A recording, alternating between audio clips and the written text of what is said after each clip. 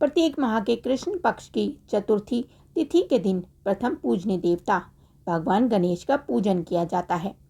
कहते हैं गणेश जी की कृपा से व्यक्ति के जीवन में सुख शांति और खुशहाली बनी रहती है। ज्येष्ठ माह के कृष्ण पक्ष की चतुर्थी तिथि को एकदंत चतुर्दशी कहा जाता है और इस दिन व्रत रखने से गणेश जी प्रसन्न होकर अपनी कृपा बरसाते हैं। चलिए जानते हैं कब है एकदंत चतुर्थी व्रत और पूजा का शुभ मुहूर्त। पंचांग के अनुसार ज्येष्ठ माह के कृष्ण पक्ष की चतुर्थी तिथि 25 मई को शाम 6:58 पर शुरू होगी और इसका समापन 26 मई को शाम 6:06 पर होगा। उदय तिथि के अनुसार एकदंत चतुर्थी व्रत 26 मई 2024 को रखा जाएगा। एकदंत चतुर्थी के दिन भगवान गणेश का पूजन किया जाता है और 26 मई को पूजा के लिए दो शुभ मुहूर्त बन रहे हैं। सुबह 7:08 से लेकर दोपहर 12:18 तक एकदंत चतुर्थी की पूजा की जा सकती है। वहीं शाम को 7:12 से रात 9:45 तक भी पूजा के लिए शुभ मुहूर्त है। इस दिन व्रत रखने वाले जातक चंद्रमा को अर्घ्य देने के बाद व्रत का पारण करते हैं। ऐसे में 26 मई को चंद्रोदय का समय रात 10:12 है। एकदंत चतुर्थी का महत्व। शास्त्रों में भगवान गणेश को प्रथम पूजनीय देवता का स्थान दिया गया है और कहते हैं कि गणेश जी का पूजन करने के बाद किए गए हर कार्य में कोई बाधा नहीं आती। साथ ही गणेश जी के आशीर्वाद से कार्य में सफलता मिलती है। एकदंत चतुर्थी व्रत रखने से मनुष्य के जीवन में मंगल होता है और आर्थिक संकटों से भी छुटकारा मिलता है। यह व्रत समाज में सम्मान और यश का आशीर्वाद देता है। एकदंत संकष्टी चतुर्थी व्रत कथा। एक समय की बात है, भगवान विष्णु का विवाह लक्ष्मी जी के साथ निश्चित हो गया। विवाह की तैयारी होने लगी। सभी देवताओं को निमंत्रण भेज दिए गए, लेकिन गणेश जी को निमंत्रण नहीं दिया गया। कारण जो भी हो, अब भगवान विष्णु की बारात जाने का समय आ गया। सभी देवता अपनी पत्नियों के साथ विवाह समारोह में आ गए। उन सब ने देखा कि गणेश जी कहीं दिख नहीं रहे। तब वे आपस में चर्चा करने लगे कि क्या गणेश जी को नहीं बुलाया गया या स्वयं गणेश जी ही नहीं आए। सभी को इस बात पर आश्चर्य होने लगा। तभी सबने विचार किया कि विष्णु भगवान से ही इसका कारण पूछ लिया जाए। विष्णु भगवान से पूछने पर उन्होंने कहा कि हमने गणेश जी के पिता महादेव को न्योता भेजा है। यदि गणेश जी अपने पिता के साथ आना चाहते तो आ जाते, अलग से न्योता देने की कोई आवश्यकता ही नहीं थी।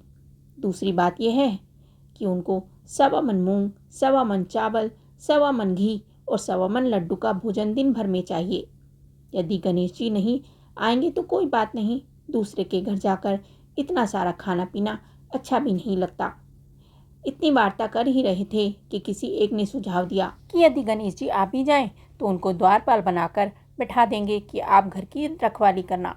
आप तो चूहे पर बैठकर धीरे धीरे चलोगे तो बारात से बहुत पीछे रह जाओगे। यह सुझाव भी सबको पसंद आ गया तो विष्णु भगवान ने भी अपनी सहमति दे दी। होना क्या था कि इतने में गणेश जी वहां आ पहुंचे और उन्हें समझा बुझाकर घर की रखवाली करने बिठा दिया। बारात चल दी। तब नारद जी ने देखा कि गणेश जी तो दरवाजे पर ही बैठे हैं। तो वे गणेश जी के पास गए और रुकने का कारण पूछा। गणेश जी कहने लगे कि विष्णु भगवान ने मेरा बहुत अपमान किया है। नारद जी ने कहा कि आप अपनी मूसक सेना को आगे भेज दें तो वह रास्ता खोद देगी, जिससे उनके वाहन धरती में धंस जाएंगे। तब आपको सम्मानपूर्वक बुलाना पड़ेगा। अब तो गणेश जी ने अपनी मूसक सेना जल्दी से आगे भेज दी और सेना ने जमीन पोली कर दी। जब बारात वहां से निकली तो रथों के पहिए धरती में धंस गए। लाख कोशिश करें परंतु पहिए नहीं निकले। सब ने अपने अपने उपाय किए परंतु पहिए तो नहीं निकले, बल्कि जगह जगह से टूट गए। किसी की समझ में कुछ नहीं आ रहा था कि अब क्या किया जाए। तब नारद जी ने कहा, आप लोगों ने गणेश जी का अपमान करके अच्छा नहीं किया। यदि उन्हें मनाकर लाया जाए तो आपका कार्य सिद्ध हो सकता है और यह संकट टल सकता है। शंकर भगवान ने अपने दूत नंदी को भेजा और वे गणेश जी को लेकर आए। गणेश जी का आदर सम्मान के साथ पूजन किया गया। तब कहीं रथ के पहिए निकले। अब रथ के पहिए निकल तो गए परंतु वे टूट फूट गए तो उन्हें सुधारे कौन। पास के खेत में खाती काम कर रहा था, उसे बुलाया गया।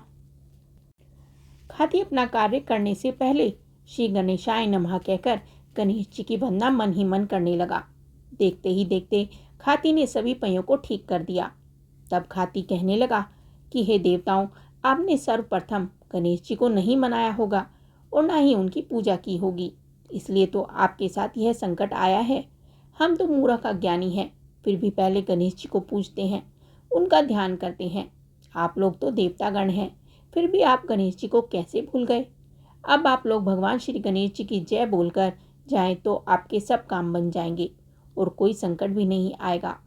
ऐसा कहते हुए बारात वहाँ से चल दी और विष्णु भगवान का लक्ष्मी जी के साथ विवाह संपन्न करा के सभी सकुशल घर लौट आए। हे गणेश जी महाराज, आपने जैसे विष्णु भगवान जी के कार्य सिद्ध किए, वैसे सभी के कार्य सिद्ध करना।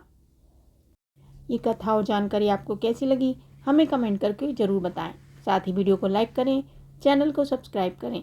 धन्यवाद।